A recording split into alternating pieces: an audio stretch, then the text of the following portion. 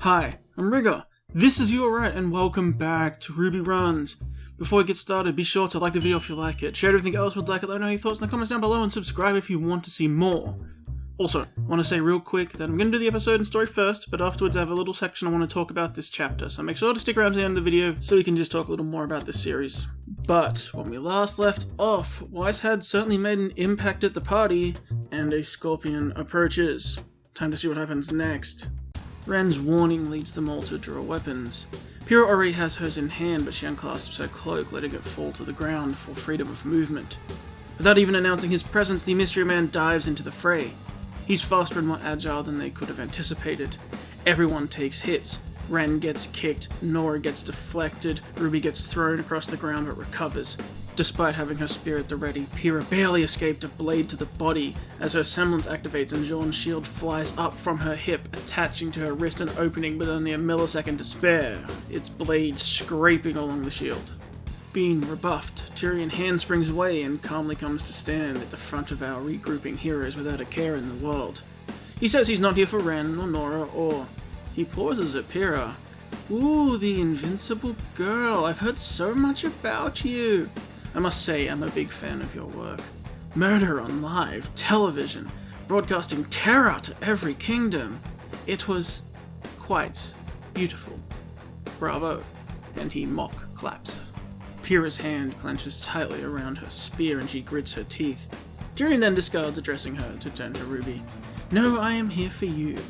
To take you away with me. They obviously say that they will not let him, and he is more than happy to oblige their fight. And that fight, as it were, still mostly consists of what it has usually, Tyrian almost dancing through the group. But he has more trouble with Pyrrha. She will engage him and parry his blows one after the other in impressive little chains, but she can't hit him, and he'll catch her with a kick and push her back. At which point he'll then easily deal with the others around him before engaging Pyrrha again and they start clashing blades. Everyone is really trying, except Tyrian, whose smile never leaves his face. Then, while engaging him, Pyrrha sees Nora charging her hammer in the background, like she did with the golem before blowing it apart, so she keeps pressing Tyrian to keep his back to Nora, trying to keep the attention on her. She pushes herself and pushes herself, making sure to keep him engaged, trying to keep up with his flurry of blows. Finally, in the background, she sees Nora fully charged, who starts running at Tyrian's back. She comes in and takes a huge swing, and at the last second, Pyrrha sees a smirk across Tyrian.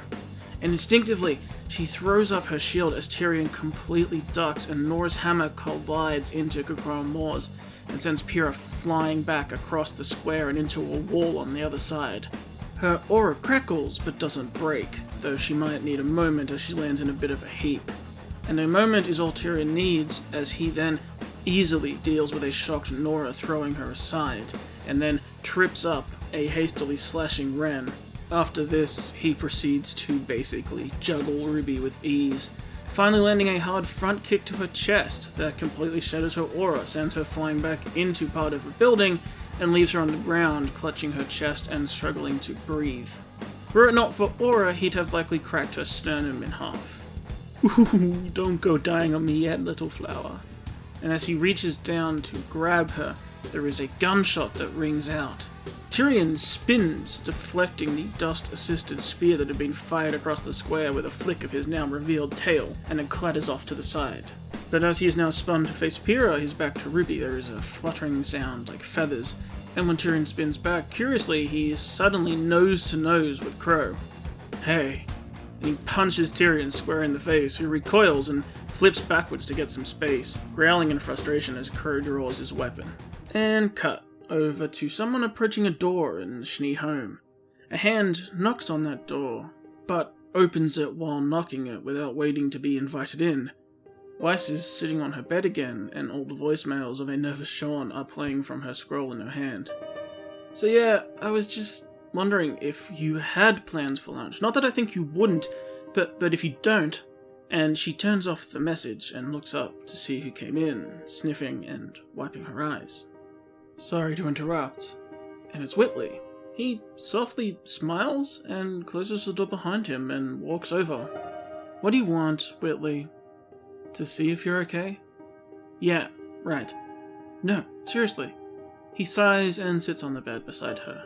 Look, I know you may not believe it, but I don't like seeing my sister in distress. I don't like seeing a party attack you. You're locked up in here so much that we don't get to talk. So, let's talk. Weiss seems visibly off-put by this. First his weird, cheery greeting in the hall, and now this. But she thinks it over, and takes a breath, and decides to give him the benefit of the doubt. What do you want to talk about? I don't know, anything. Who's the guy? You fall in love while you're away? And Weiss actually smirks and shakes her head. No, a friend. Or someone I wish was more of a friend.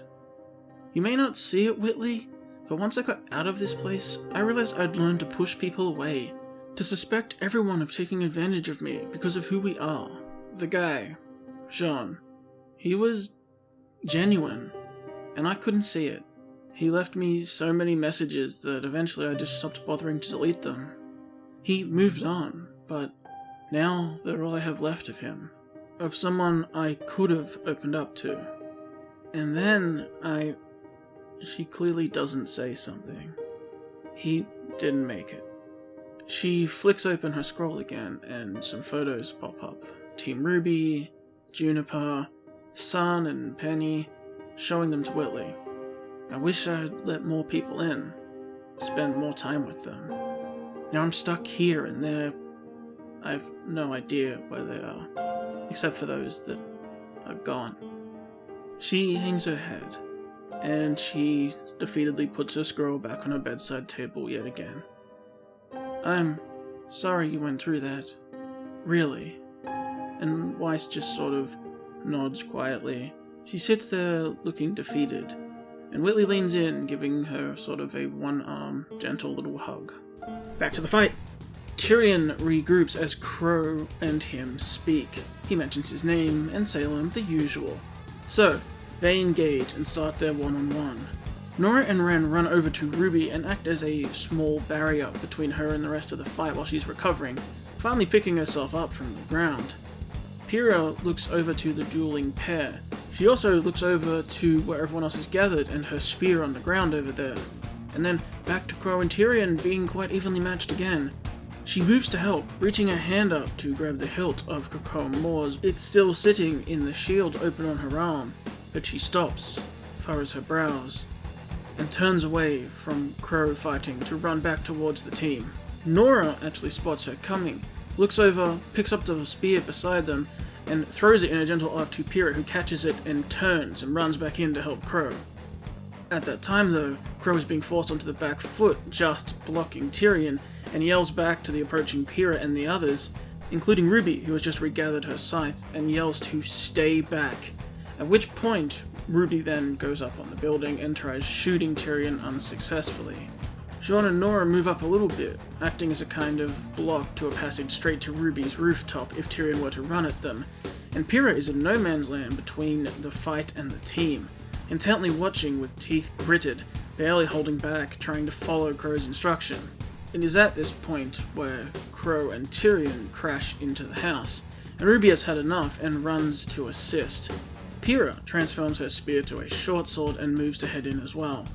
Pyrrha, wait, calls Ren, and she looks back for a moment, but in the end she turns back towards the fight and runs in to assist Crow. Crow continues to tell RWBY to back off, but she fights on. Crow clearly saving her from several attacks from Tyrian that would have landed. Pyrrha now jumps in. Tyrian is quite gleeful at the antics of it all, knocking RWBY away, who gets saved from a strike then by Pyrrha, and he transitions back to fighting Crow while she's on the back foot, constantly rotating someone to basically be protecting RWBY, who, while still making it difficult for Tyrian, is fighting without aura and is absolutely no match for him. But making someone constantly have to be by her side means he can relegate Pyrrha and Crow to one-on-ones. Every time they double up on him, he just transitions the threat back to RWBY and forces one of them off, manipulating the fight so he doesn't get too overwhelmed. However, there is a point where Pyrrha and RWBY step in at once, both swinging. While he easily dodges RWBY's slower scythe, In doing so, his position changes and Pyrrha cops him in the face with a armored knee, which causes him to recoil a step, and as he does so leaves himself open to Crow from behind, who hits him hard in the back, and his aura shatters. We see the usual look of glee in Tyrion's eyes change as he really focuses now he's in some more danger, but he smoothly continues his spin, lashing out backwards with his tail at Crow, making him take a step back. And at the same time, as he rotates through, he extends an arm low towards RWBY's legs. Crucially, we see that Pyrrha is actually stabbing upwards at Tyrian, and he didn't see it. She has him. He can't defend everywhere at once, and the point of her sword is on a collision course with his torso. If this stab lands, it's over. At the very last moment, however, we see Pyrrha's eyes go wide in a moment of panic, losing her edge, and she falters, not completing the stab, pausing for just a millisecond, and Tyrion's wrist blade moves through and slices RWBY's thigh. Not life-threatening, but the sudden rush of pain of the injury makes her back off a step and basically hide behind Pyrrha. With Crow 2 steps back to stay out of range of his tail, and now RWBY hidden behind Pyrrha, he has a straight shot at her, and charges right at Pyrrha's defensive position. We see this in slow motion as his right hand strikes in wide, and she deflects it off the side with her shield. But his left hand is folding up, swinging from the other side, and she manages to get her sword up just in time, putting it between the blades and catching it, pushing it also off to its side. And with both her hands occupied, his eyes turn purple and he smirks in her face, ducking his head down as his tail comes over the top. Pyrrha suddenly has his stinger heading right between her eyes. She reacts quickly, leaning her head to the side, and it misses, breezing past her ear by a hair. Ah! There's a pause, as we see RWBY, who was hiding behind Pyrrha. She was clutching her leg, with her head down for just a moment. Tyrion's tail had gone past Pyrrha's head, and scraped through her sleeve, leaving a scratch line along her shoulder. How unlucky. And Crow's sword swings in. Tyrian actually recoiled when he saw that he'd hit RWBY, so Crow's blade comes up under his arm and catches him across his side and slashing across his chest. And Pyrrha snaps out of her momentary shock, extending her spear for reach as Tyrian recoils away and lands a stab in his shoulder. Tyrian then hard stumbles back, blood quickly staining his white clothing. A big slice across his body just to add to those scars, and it's bleeding pretty badly, as well as the blood running down his arm from a stab to his off shoulder. Despite these two pretty serious injuries, he acts pretty oddly. He winces and seethes for a second as the pain rushes over him, but then looks up at the group. No. Damn it. There's no chance you're not just going to let me take her, right? Crow, his sword stained with blood, looks baffled. What? No. Now surrender before I finish you off. Tyrian looks down at his wounds and seems to shrug at them. It's just, this is bad. He backs off more, sort of counting on his fingers to himself, and she's very little. And he makes a small gesture with his hands. We're not just going to let you leave. But I think you are. You see, you have two options. Fight me, hunt me down, capture me if you want. But the clock is ticking. He motions over to RWBY and everyone else's eyes sort of go wide. Oh yes, you see, unfortunately I was instructed not to kill the little girl. What an interesting conundrum. You see, you'll have to let me go, because if you waste time, she will not make it. And I will have to let you go so that she doesn't die. So, I suppose it comes down to your priorities. And with that, he turns and starts to run, clearly struggling to do so with his wounds making him stumble, but he does leave. Pyrrha starts to step and follow, but RWBY takes a knee, wincing in pain. This causes everyone to turn back, including Pyrrha. RWBY? I'm okay. No, you're not. We've got to get moving, and walking's only going to make it spread faster. Crow kneels down, and sort of pulls Ruby's arm and pulls her up sort of onto a piggyback with him. "We need to get out of here. We can't risk being in the same location in case that guy comes back looking for us. So, get as far as we can, make camp, and work from there." Ruby clearly wants to protest, but doesn't, just being carried. Pyrrha recovers her cloak and puts it back on, and Nora grabs Crescent Rose from the ground as the group moves out. Wary, all of them, as if Tyrian could return at any minute. Back to Schnee Manor. We see Weiss in a bathroom. She's just looking at herself in a mirror. Her expression is pretty down and deadpan. She wets her hands and wipes her eyes, not seeming to have changed anything, still looking tired, and she sighs, heading back to her room. Opening the door, she finds Jacques standing there, waiting. Weiss pauses and enters, clearly having resigned herself to the fact they were going to have a talk about this at some point, especially after what happened. "Father?"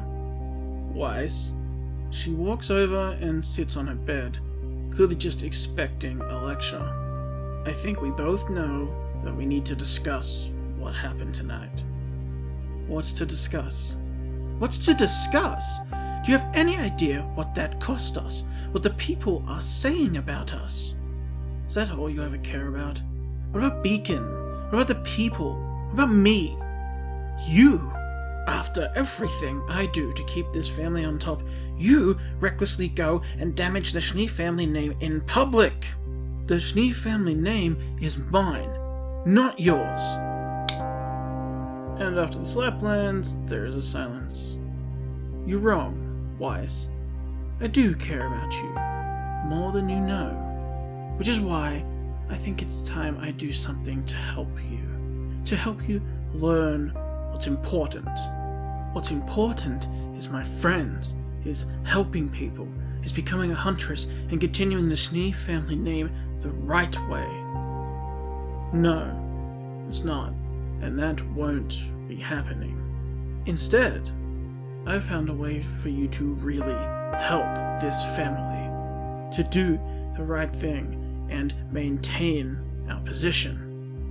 Weiss narrows her eyes.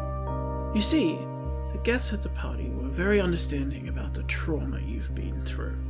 You simply weren't ready to be back among people. Luckily, Henry was there to comfort you. Everyone saw that he was there for you, and lashing out at him was just an unfortunate mistake because of your circumstances.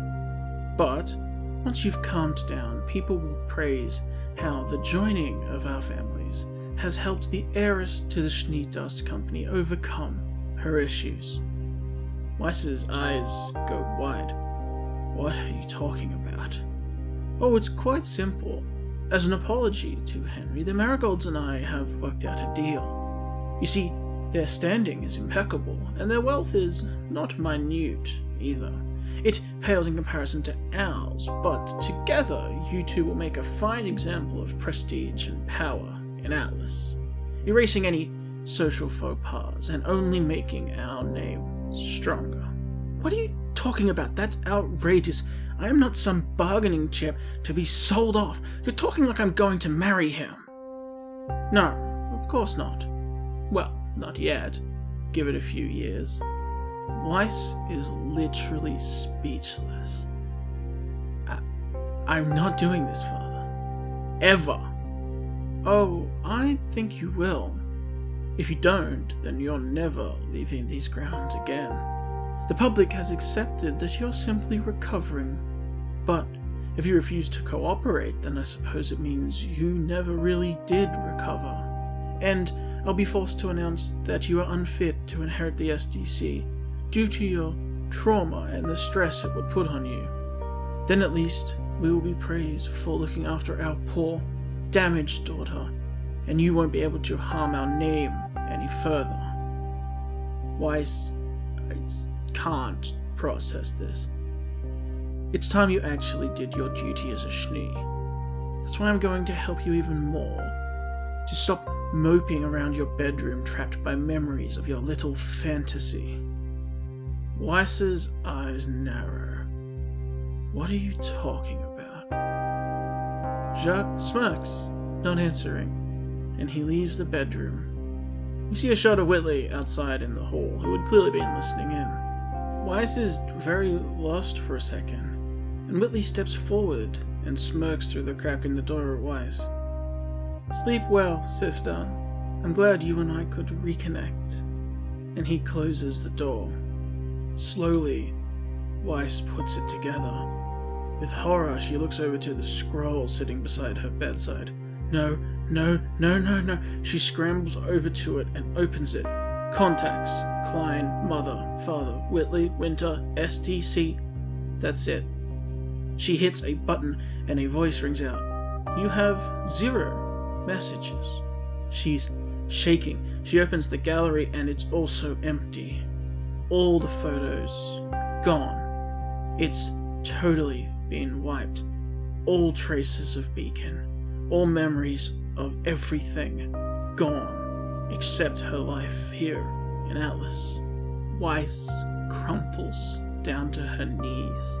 Her hands are violently shaking as she drops the scroll, and then she just screams and cries into her arms uncontrollably on the floor.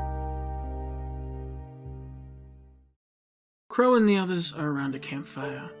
Ruby is sat with her back against the log, with a very unamused look on her face, trying not to move. Crow is pacing. "Damn it. We need to go to Mistral." Ren has the map open on the log beside him as they're going over it.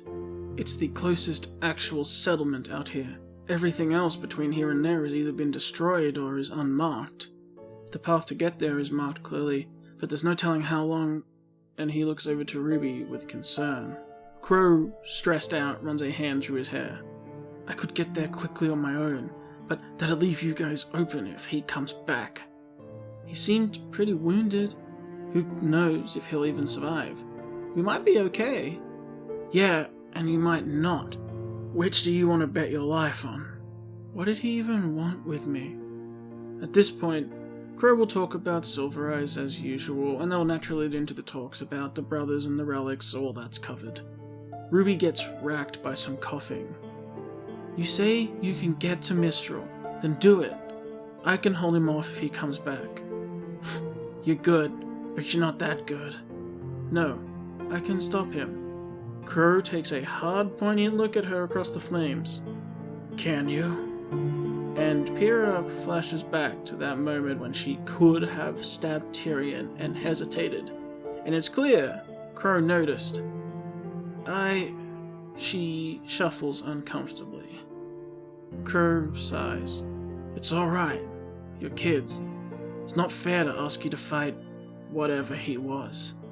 I know you can hold your own against Grim and a passing threat, but things like that, there's something more. Now that I know someone like that is around, you'll need to stick close to me, unfortunately." And this moves into discussion about his semblance, moving on. "Look, we're not too far. Everyone rest up and we'll head out in the morning and cover as much ground as possible." However, upon waking up, Ruby is trembling, sweating, and barely responsive. There isn't much more to say for Weiss at this point.